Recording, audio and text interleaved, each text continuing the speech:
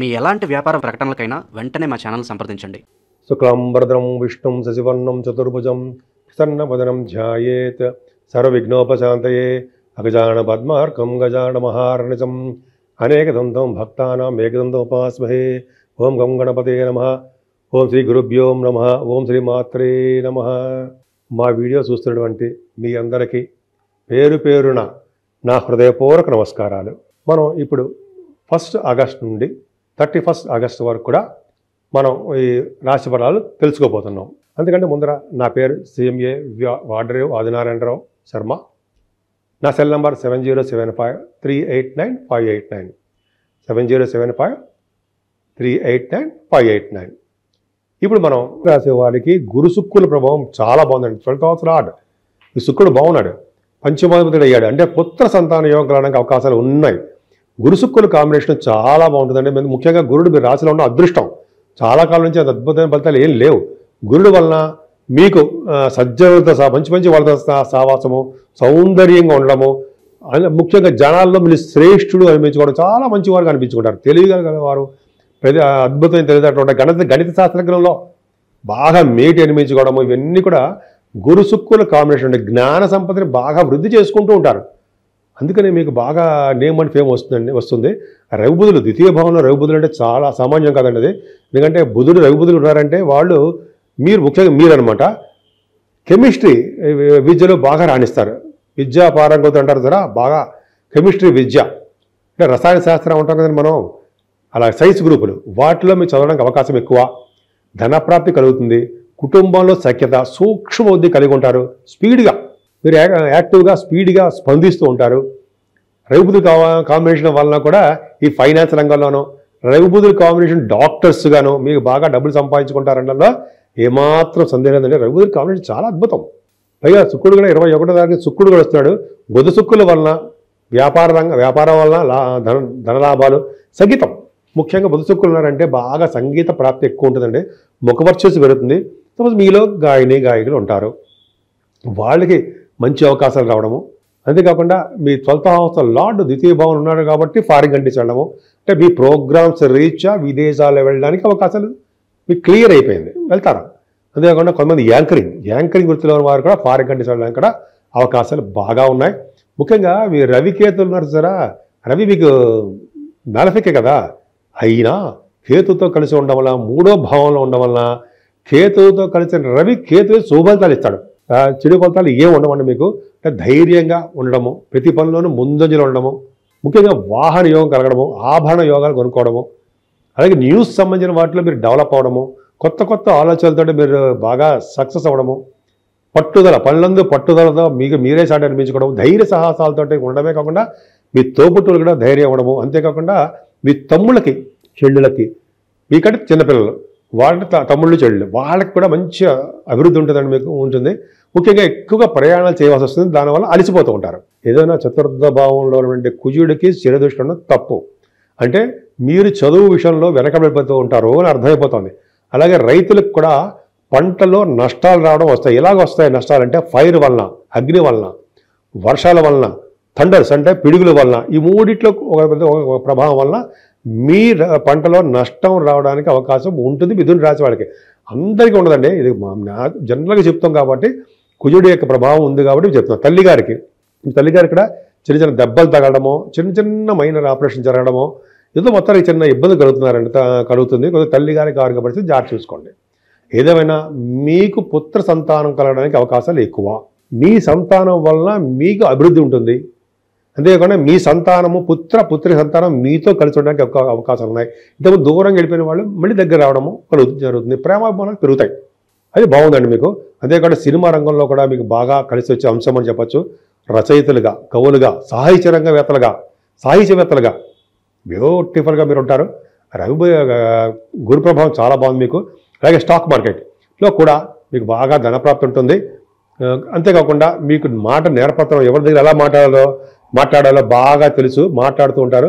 అలాగే కొంతమందికి రాజకీయ రంగంలో పదవుల కోసం ఎప్పటి నుంచో చూస్తున్న వాళ్ళకు కూడా పదవీ ప్రాప్తి కలుగుతుంది. చక్కటి సంతానం కలుగుతుంది మీకు. సంతానం మరింత చివరిలో చెప్పుకుందాం ఏ దేవుడు పూజిస్తే సంతాన ప్రాప్తి ఉంటుంది అనేది. సరే అదే పక్క పెడదామంటే ముఖ్యంగా కుజగురులు సప్తమ స్థానాన్ని చూడడము, శనీశ్వరుడు చూడడం వల్ల వివాహాది వేడుకలు మీ ఇంట్లో ఖచ్చితంగా జరగడానికి అవకాశాలు ఎక్కువ. అంతేకాకుండా కొద్దిగా ఆలస్య వివాహాలు అవుతాయేమో తప్ప వివాహాలు ఖచ్చితంగా జరుగుతాయి. భార్యాభర్తల యొక్క అనురాగ దాంపత్య జీవితంలో అసలు చూడవలసిన అవసరం లేదు. బ్రహ్మాండంగా చాలా బాగుంటారు వాళ్ళు.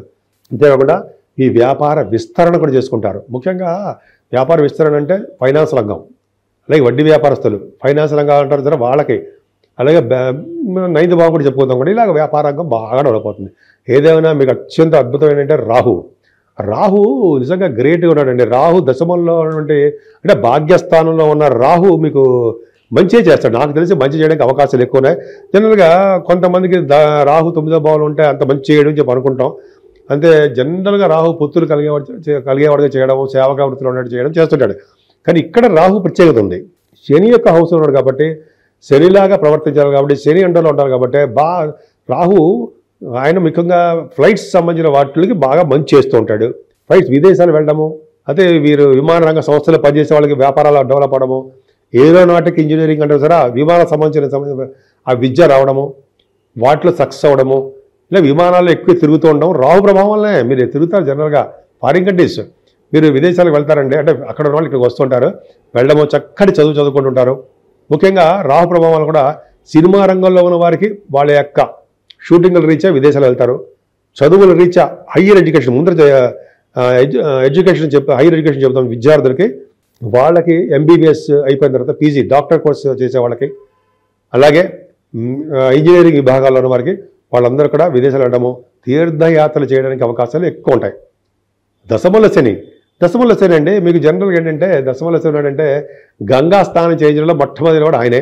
బహుశా మీరు ఆగస్టులో కూడా గంగా స్నానము బహుశా చేయడానికి అవకాశాలు ఉంటాయి. ముఖ్యంగా వ్యవసాయ రంగంలో కూడా మీకు చాలా ఇంట్రెస్ట్ ఉంటుందండి. అగ్రికల్చరల్ ల్యాండ్స్ మీకు ఉంటాయి, దాన్ని డెవలప్ చేస్తూ ఉంటారు. ఒక గ్రామానికి అధికారిగా ఉండడం జరుగుతుంది.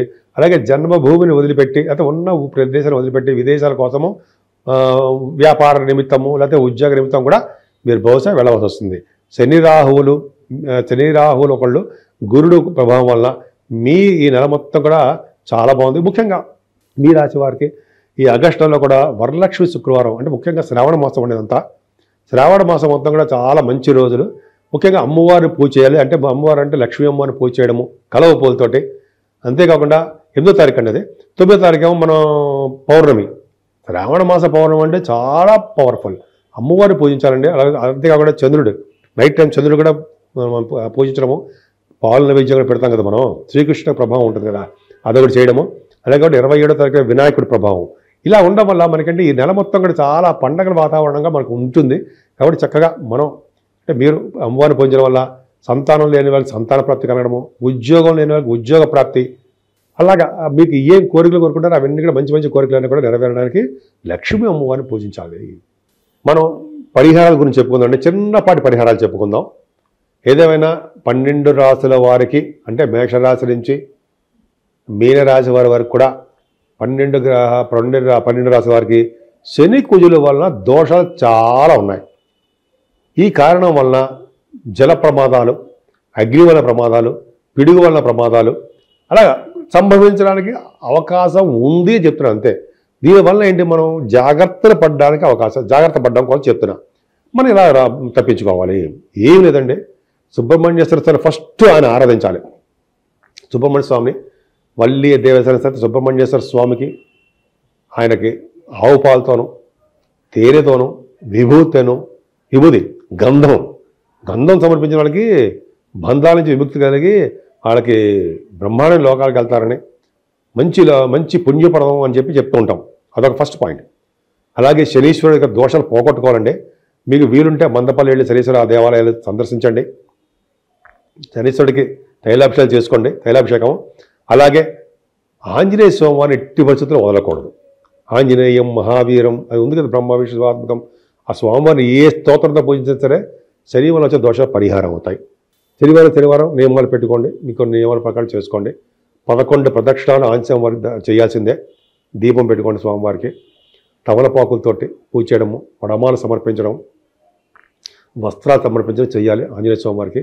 అలాగే అఖండ దీపారాధన వెంకటేశ్వర గుడిలో ధ్వజస్తంభం దగ్గర చిన్న ఉంటుంది మూకుడు, అంటే చిన్న ఒక ఒత్తి వేస్తాం, నిండా నూనె పోస్తాం, నువ్వుల నూనె చేసి మనం దీపారాధన చేయడం వల్ల పుణ్యం లభిస్తుంది, శనీశ్వరం దోషం పోతుంది.